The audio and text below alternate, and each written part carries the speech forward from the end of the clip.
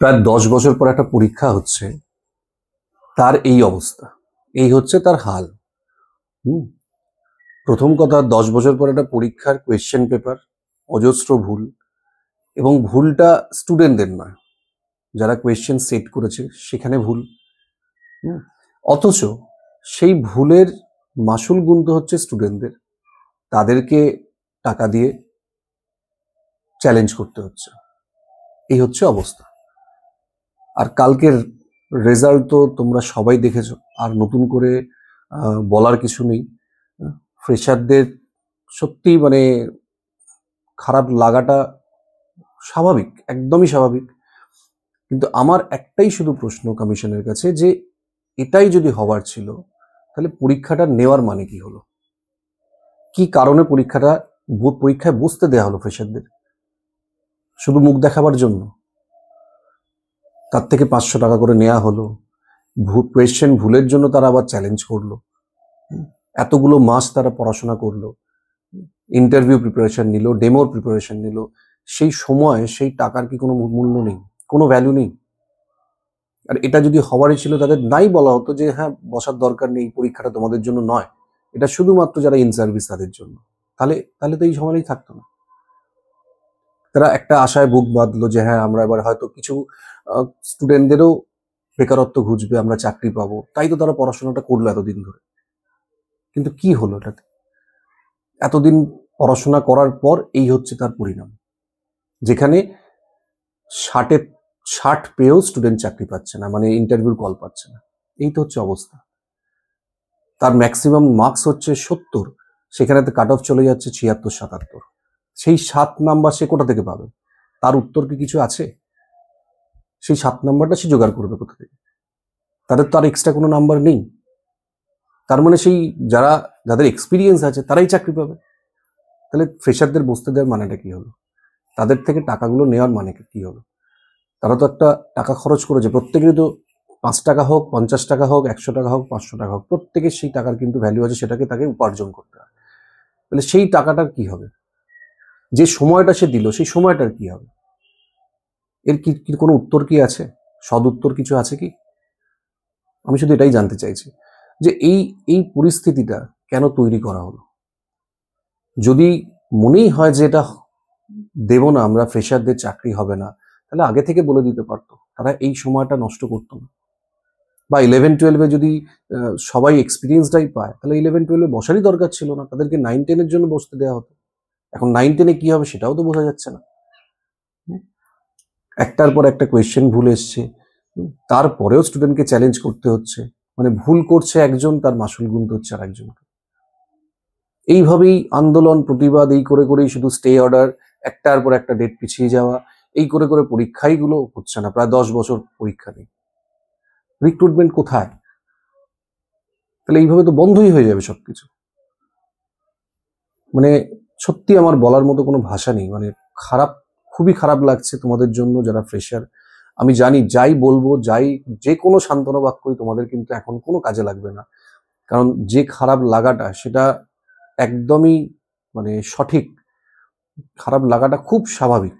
এতদিনের পরিশ্রম, এত খরচ, এত আশা, সবকিছু এক মুহূর্তে ধূলিসাৎ হয়ে গেল। আমি আগে যখন আমাকে অনেকে ফোন করতো, তাদের আমি মোটিভেট করতাম, তাদেরকে বলতাম যে নিরাশ হওয়ার দরকার নেই, নিশ্চয়ই হবে। কারণ আমারও কোথাও না কোথাও একটা মানে মনের মধ্যে আশা ছিল যে হয়তো কিছু ক্যান্ডিডেট চাকরি পাবে। কিন্তু এই রেজাল্টটা আমাকে সত্যি নিরাশ করেছে, এবং হাজার হাজার ফ্রেশারদের নিরাশ করেছে। এটা কিন্তু এক্সপেক্টেড নয়, এটা একদমই কাম্য নয়। তাই এটা আমি অন্তত মানে কমিশনের কাছে রিকোয়েস্ট, যে এই জায়গাটাকে রিভাইজ করে দেখা হোক, এটাকে বিবেচনা করা হোক যে এটা কি হচ্ছে। এইরকম করলে তো পুরো এই ব্যবস্থাটার উপর থেকেই মানুষের বিশ্বাস উঠে যাবে, যে এত বছর পর একটা পরীক্ষা দিচ্ছি যার রেজাল্ট এরকম, আমার ক্যাপাসিটির বাইরে, আমার হাতে যা নাম্বার তার থেকে বাইরে চলে যাচ্ছে কাট অফ, তাহলে সেই নাম সে তো পাবেই না। তাহলে এরপর যদি কখনো পরীক্ষা, তাহলে তো কেউ বসবেই না পরীক্ষাতে।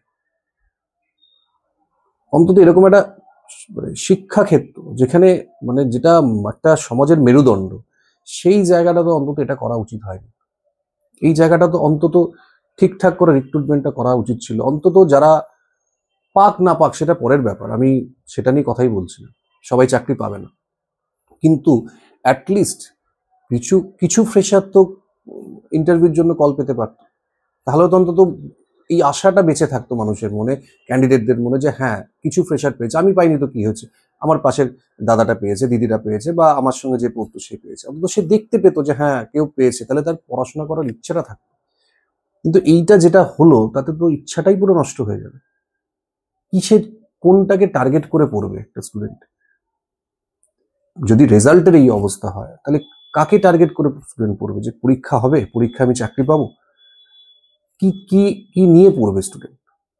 সত্যি কিছু বলার নেই। মানে কালকে থেকে আমারও খুব খারাপ লাগছে ব্যাপারটা দেখে, প্রচুর ফোন আসছে, মেসেজ আসছে, আমি তাদেরকে সঠিকভাবে কোনো উত্তরই দিতে পারছি না, কারণ কোনো উত্তর আমার কাছে নেই। টিচার হিসেবে মানে আমিও লজ্জিত, সত্যি খারাপ লাগছে আমার খুব। তো আমি তোমাদের আর কিছু বলবো না, মানে আমার বলার কোনো ভাষা নেই। যেটাই বলি আমি জানি তোমাদের কোনো সান্ত্বনাই কাজে লাগবে না, কারণ এখন যে পরিস্থিতির মধ্যে তোমরা আছো। শুধু আমি এটাই বলতে পারি যে ঈশ্বরের ওপর ভরসা রাখো, আজ নয় কাল সবকিছু ঠিক হবে।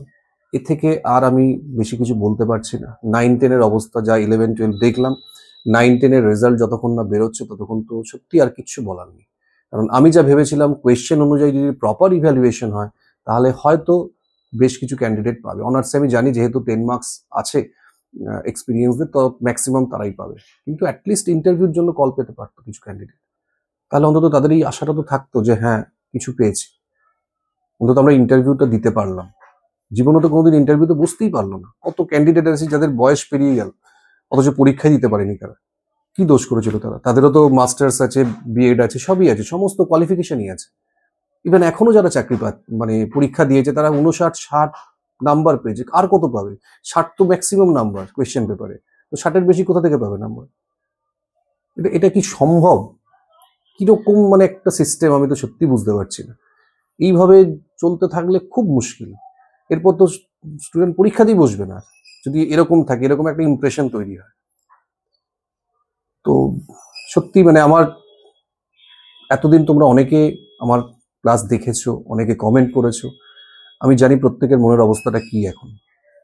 তাই প্রত্যেকের উদ্দেশ্যে আমি শুধু এটুকুই বলবো যে মন খারাপ হবেই, আমি বলতে পারি না মন খারাপ করো না, এটা বলাটা ভুল হবে। তো শুধুমাত্র আমি এটাই বলবো যে ঈশ্বরের উপর বিশ্বাস রাখো, সব খারাপেরই একটা ভালো আছে, তো সেই ভালোর জন্য অপেক্ষা করো, আর তাছাড়া আর কিছু করার নেই। এবার দেখা যাক 9-10-এর কি অবস্থা হয়, তারপর তো কিছু না কিছু একটা হবে।